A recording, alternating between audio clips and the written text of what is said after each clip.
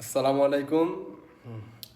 আজকে ভিডিওতে আসার একটা উদ্দেশ্য, এই ভিডিওটা করার একটাই উদ্দেশ্য।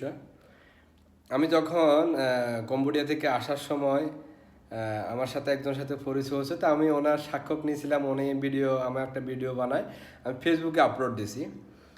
আপলোড দেওয়ার পরে প্রায় 1 ঘন্টা পর আমাকে তিনজনে আমাকে কল দিয়েছে। কল দেওয়ার পরে বলছে, ভাই আমার ভিডিওটা একটু ডিলিট করে দেন, আপনার ভিডিওর কারণে আমার সমস্যা হচ্ছে। আমি ওনাকে প্রশ্ন করলাম, ভাই আপনার কী সমস্যা হচ্ছে? ভিডিও যেটা সত্য আমি ওটাই তো, বা উনি সত্য কথাই বলছিল, আর আমিও ওখানে ছিলাম, বাস্তবতা আমিও দেখছিলাম। এই তো ওনাকে কথা বলার পরে উনি বলছে, ভাই আমার অলরেডি 3জন লোক আসার কথা ছিল, আপনার ভিডিও দেখে এখন ওরা আসবে না। তো আমি বলছি, ওরা আসবে না, ওটা তাদের বিষয়, ওটা তো আমার বিষয় না। বলছে আপনার ভিডিও দেখে আসবে না। এই তো আমার উদ্দেশ্য হচ্ছে একটাই, আপনার আসবে না ভালো কথা, আপনি ওই দেশে নিয়ে তাদেরকে কি কাজ দিবেন? একটা মানুষকে আপনিও বাংলাদেশি, আমিও বাংলাদেশি, যাকে নেবেন সেও বাংলাদেশি। বাংলাদেশি হয়ে যদি বাংলাদেশি মানুষের ক্ষতি করেন, তাহলে তো এটা হয় না। এটা হয় না। আপনি একটা মানুষকে নেবেন, তাকে অবশ্যই কাজ দেওয়ার কথা, কিন্তু তাকে কি কাজ দিবেন?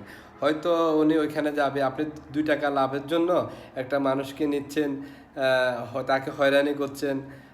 আর ওইখানে মূলত কাজ আপনি অনেক দিন ওইখানে ছিলেন, বেশ করে জানেন, বা আপনার ব্যবসা এটা মানুষ নেওয়া ব্যবসা, ঠিক আছে, সেটা আমি মানি। কিন্তু আপনি মানুষ নেন, মানুষকে একটা হয়রানি করেন। অনেক মানুষ আছে আপনার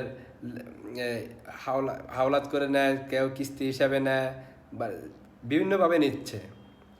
এই টাকাটা নিয়ে ওই টাকাটা উঠাতে অনেক সময় লাগবে। আপনি যে দেশে নিচ্ছেন, ও দেশে কি আসলে কি কাজ আছে, না কাজ করতে পারবে কি না, আসলে কি সেটা সম্ভব?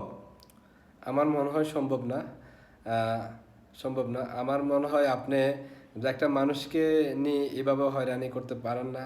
ঠিক আছে, বিস্তারিত আপনি জানাতে পারেন কম্বোডিয়ার কী অবস্থা, বিস্তারিত এগুলো আপনি কাকে বলছিলেন জানি না। আমাকে আর 2জনে SMS করছিল, ওনারা যাচ্ছে কম্বোডিয়াতে জুস ফ্যাক্টরি।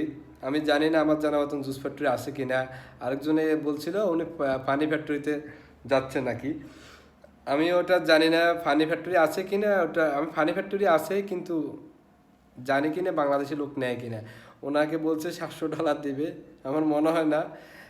যে দেশে কম্বোডিয়ানরা $200 দিয়ে সারা 6টা থেকে 6টা কাজ করতে পারে, ওই দেশে কি বাংলাদেশি মানুষের $700 কি বেতন দিবে? আজও সম্ভব? আমার মনে হয় না। আমার একটা রিকোয়েস্ট, যারা দালালি করছেন এই কম্বোডিয়া, দয়া করে মানুষকে নিয়ে হয়রানি করবেন না। যা করছেন করছেন, এখন আর হয়রানি করবেন না। আমার এটাই রিকোয়েস্ট। ভালো থাকবেন। ওকে, আসসালামু আলাইকুম।